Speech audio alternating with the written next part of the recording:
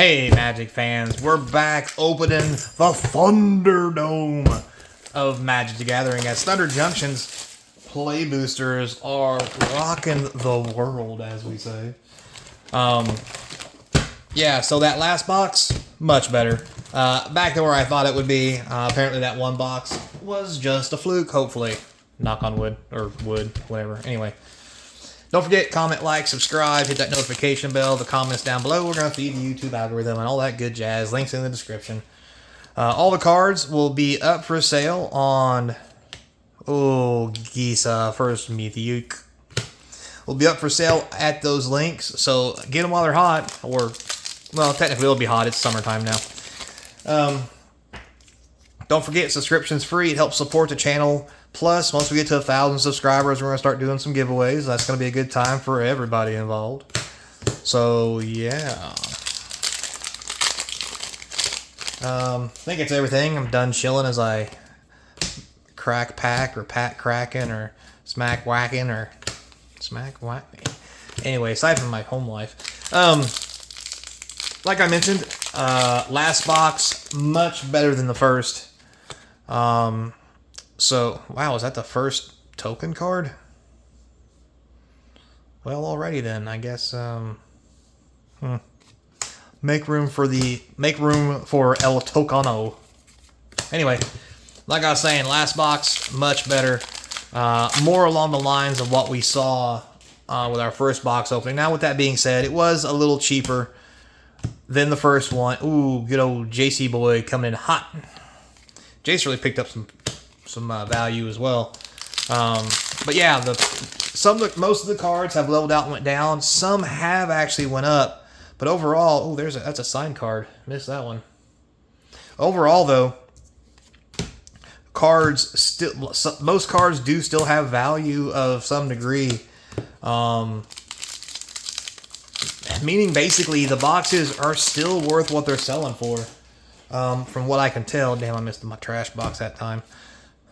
Foiled Reanimate. Hello, Nurse. That's going to be a good one. Oh, and a Lotus Ring. Oh, we got another rare. It's not worth anything, but hey, extra rares are extra rares, right? So, yeah, like I said last video, I just don't see how these boxes don't hold their value. They seem to be really sweet. Tons of good hits, lots of value, lots of playable cards. I've already seen several cards popping off on Arena. People trying out different builds, different cards. Ooh, a Grindstone. Daddy. So yeah, and not all of them are panning out, but I will say this. Even the ones that aren't, we'll say, up to par with some of the more powerful things happening on Standard, they are good enough that if you stumble, they will kill you. Which is a good place to be for the format, I think. You know, it's all fine and dandy to have all these really overpowerful, there's a good $5 rare, powerful cards, the rest be trash. But then you have this weird world where you only have a certain amount of decks that are actually playable or people want to play because of their power level. I don't think we're going to have that problem with this set. Even the cards that aren't as good still have some good play. And I think what's going to... Ooh, foil Mythic. Too bad it sucks. It's only $1 Mythic. Oh well. Can't complain, right? It's still a Mythic. But once people start finding out what those cards are, some of those cards will probably go up in value. Because I'm not going to lie. I was able to beat some of them. But at the same time, they were powerful. There's an archive trap. And they did do their thing, and it was not pretty for what they had to do. Now again, I think when the next rotation happens, a lot of card stock inside this set. Ooh, nice Mythic. This set is going to have a lot of card prices go up because of the shift in the power dynamic inside of Standard. Because there's so many powerful cards in this set. And they're just barely... Oh, Hydra. Hello. They're just barely getting beat out by the older cards and their synergies. Not necessarily they're better, but they synergize so much better that they're it's better to play them because of all the synergy power they have. So there's that. But I do believe after a rotation, this set is going to have some prime cards in it. Ooh, foil rare again. Void Rend, Mythic, another rare. I mean, just the foil rare, 2 other rares, a Mythic, just hanging out in a regular standard pack. But yeah. Well, anyway, like I was saying, this set's definitely going to be highly sought after the rotation, I believe. I just don't see, here's Kellen, just don't see how it can't be. Like, the cards are just too good. They do a lot. And they're just slightly being pushed out by a little more synergy of some of the other cards and how they interact with each other. However, I have noticed in some of my standard play on Arena, there's a couple Commit a Crime decks that are freaking hot. And they're doing well. And granted, I stumbled some. That's what got me killed. But if you stumble with any deck and get killed, that means that the other deck's pretty good. And to be fair, the whole Commit a Crime shenanigans they had going on was pretty good. Not gonna lie. And I really think that in Standard, once the rotation does happen, I think Commit a Crime is going to be a serious deck mechanic. And a serious deck. It's going to see a lot of play and action. Oh, Lost GT in the house. So I would keep an eye out for that. And hell, to be honest with you, Committing a Crime, I think that deck's probably playable now, to be fair. Because it just synergizes with everything else that's good cards that does what Committing a Crime does, which is target your opponent and their creatures. So, like, I mean, you know, lay a card, you lay this guy, you know, then the next turn, you duress your opponent, draw an extra card, he's now a 2/3. You filter through your deck, plus you've had your opponent discard. Like, there's just so much good synergy. Legion, ooh, and the Frog Monster. Good 2 Mythic pack, up to 12 already.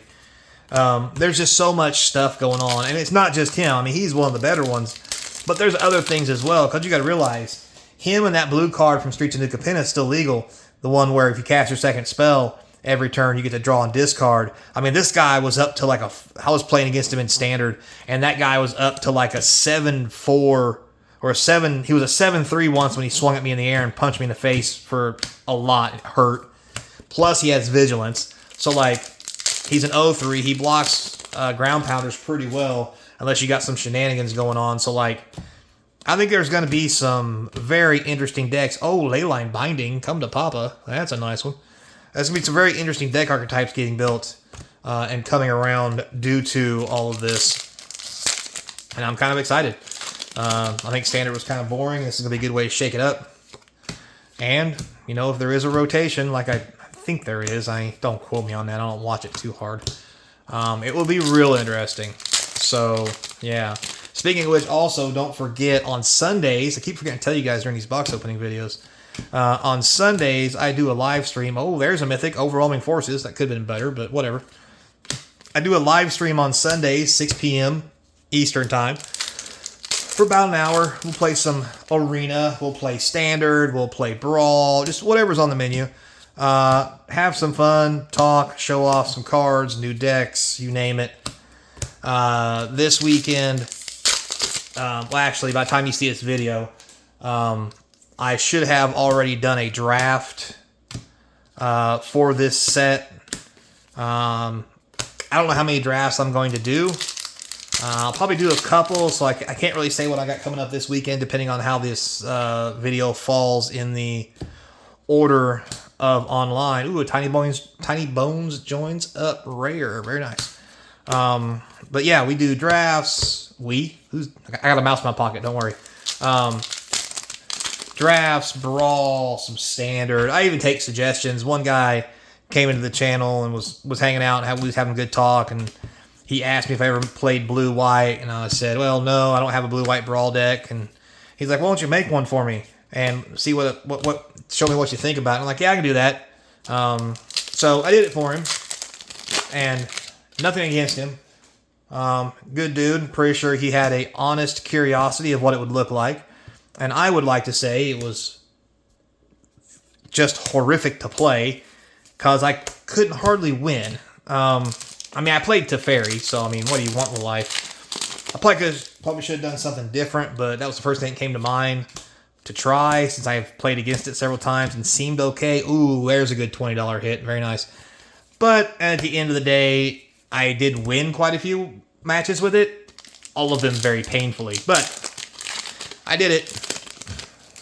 All for the fams. Anyway, last pack, guys. Let's wrap this up. See if we can end on a good note. Oh, that's a good note. Sword coming in, and a Veraska, and a regular rare. Look at that. What a way to end the video on the packs.